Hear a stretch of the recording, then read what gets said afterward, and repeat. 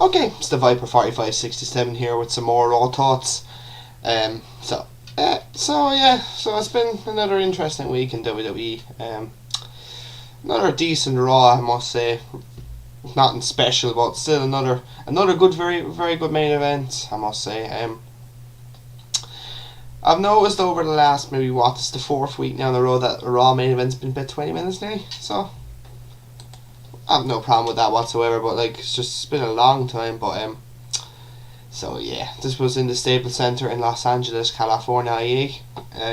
Over 16,000, nearly 16,000 at this pay-per-view, at this show tonight. So we get on, and first we see Raw's special guest for the night, which is Betty White, which she's with the Big Show. I've never actually heard of her, to be honest, but the crowd seemed to love her. They really liked her. I think she was funny, actually, I'm being honest.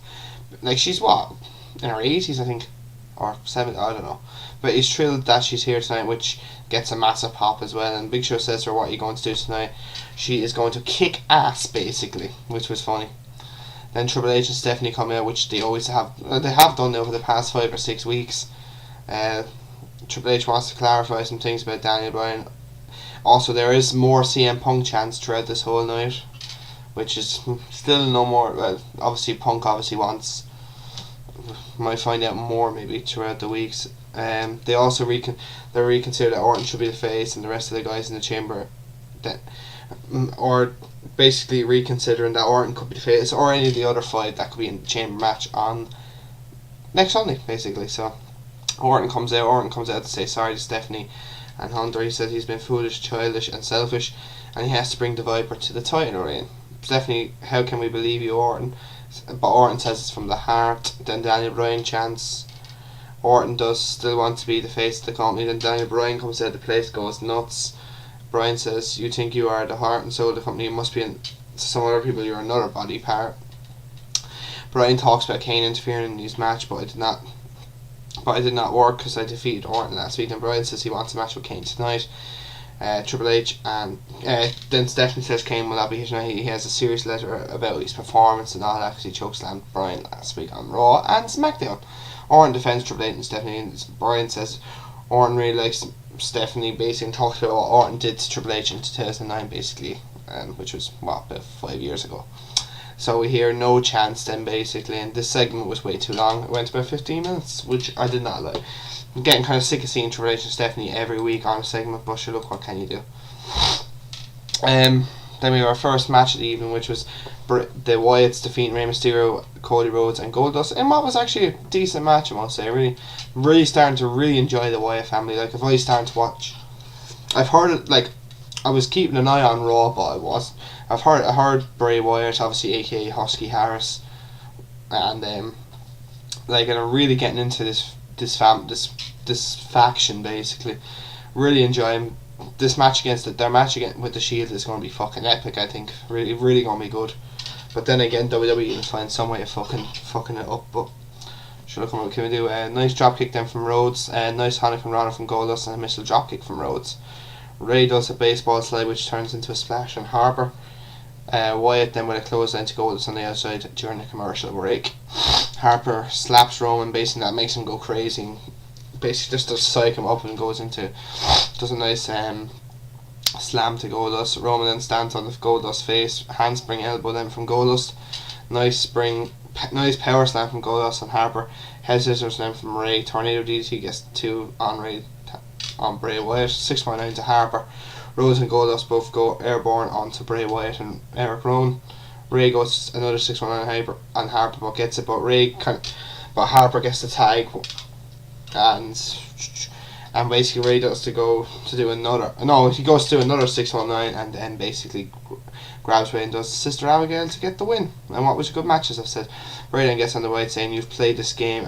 You'll be playing this game and you have failed." Wyatt says he's waiting for the next game to play Follow the Buzzard. So, good match. Then we see Roman Reigns then eliminating 12 men at the Rumble. Then the Shield are with Renee and they talk about Wyatt's. But the Wyatts, Reigns says actions speak louder than words, believe that. And then Renee says to Ambrose that you've not defended your US title for a long time. He makes an open challenge to anyone. And then we see the Divas with Betty White, Vicky talks to her, and then New Age Outlaw says to her, "We have to protect you," blah blah blah. So she goes with them. So yeah. Next time we see Fandango defeating Santino Marella in a crap match, basically. Yet again, just like last week, The Miz comes out and basically bitches about the fact that he's not on the show, which I couldn't care less because The Miz ain't really great. He hasn't done anything noteworthy over the last 3 years.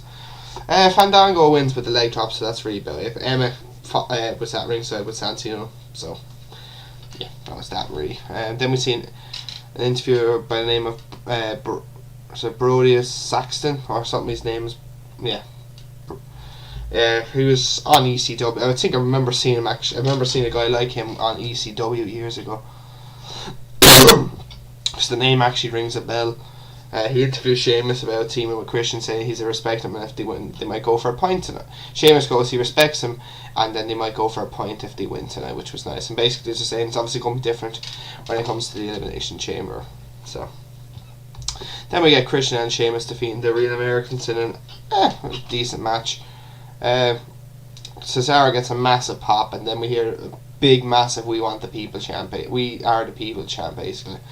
These guys are over. Well, more or less Cesaro, basically. I think more than Swagger. But sure, look what, still though, probably the most Swagger's ever got in his life, probably. Gut-wrench suplex from Cesaro. Roll up gets 2 for Christian. Missile dropkick then also from Christian. Sheamus gets the tag and gets in a suplex, which gets 2, and then a clothesline. Sheamus and Cesaro then trade uppercuts. Big boot then from Cesaro. Irish curse from Sheamus. Sunset flip pin gets 2 for Christian. Flying upperkick gets 2 for Cesaro. Swagger bomb, and then Christian Cesaro gets 2. Then Spar with the Cesaro swing, and then on Christian. Sheamus then with 10 punches in the ropes. Patriot lock, and then Christian gets across body, and a bro kick gets the win for Sheamus and Christian. So again, another decent match, but I think it would have been nice to see the Real Americans winning, but sure, look, what can you do? CNN talks about the WWE Network and Daniel Bryan, and talks about Orton, and he will defeat him tonight. Basically, it's a change. They feel there's a great change coming, basically, say, if any new guy wants to be the face of the company, basically, you need to beat me, and all that crap, basically. So Alberto Del Rio defeats Dolph Ziggler in a very quick match.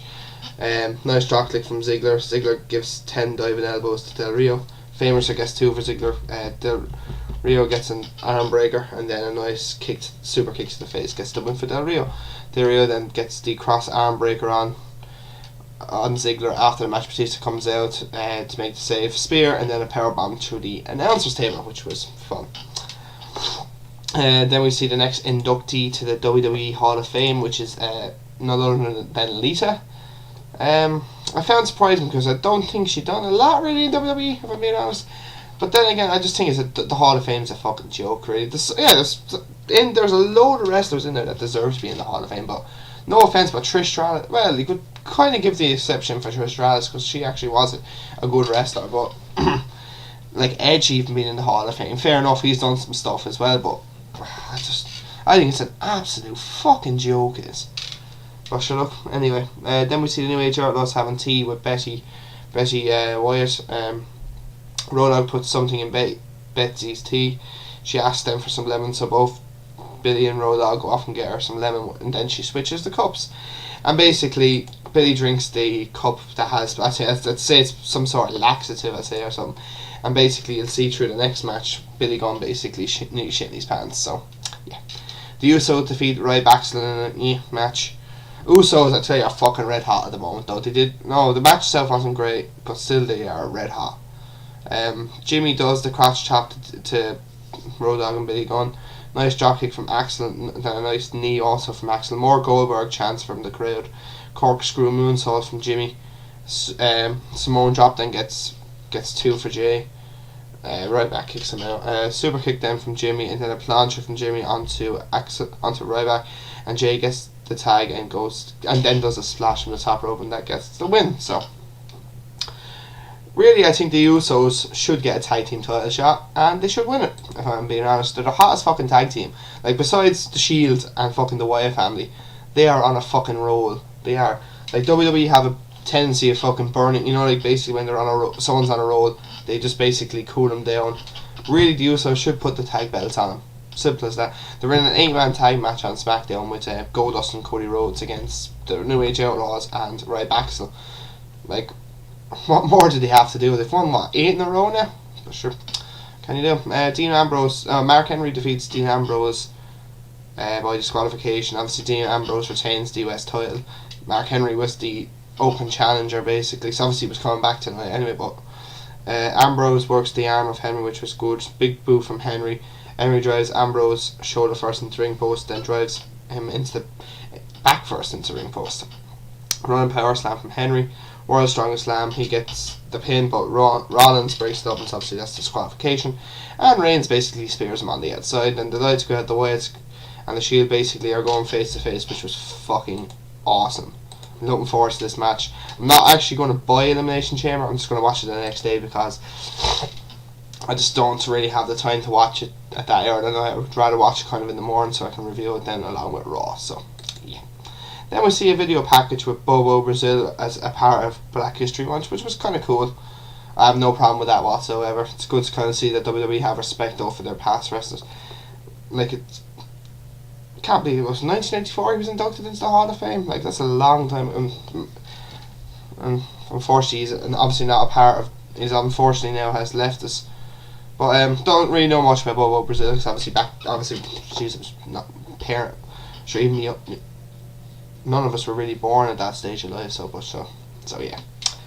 Next time we have the Bella Twins and Cameron defeating Oksana, AJ Lee and Alicia Fox in another shit Divas match.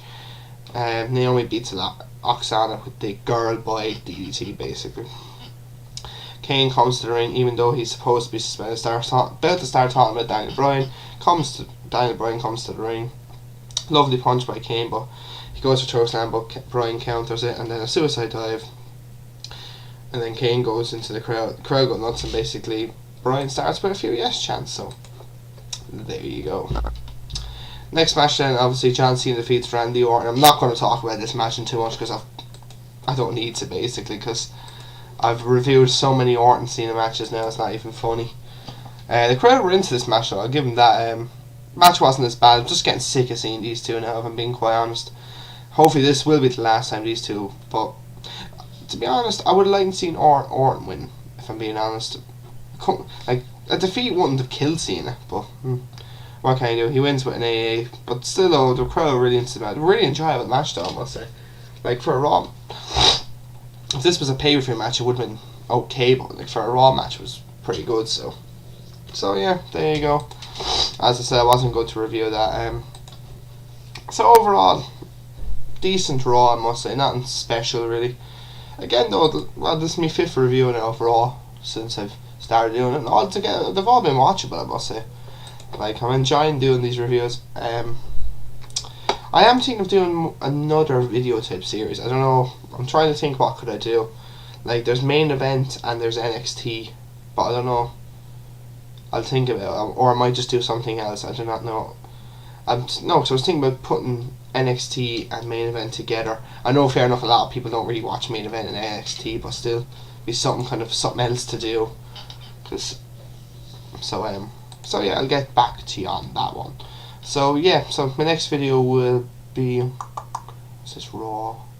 Will actually be my random pay-per-view. Actually, will be my next. Yeah, random pay-per-view is my next review. It's my next video. So yeah. So I will talk to you guys next Tuesday. That's random pay-per-view. So I will talk to you guys soon. Please subscribe, like, and comment, and I will talk to you guys soon. So take it easy.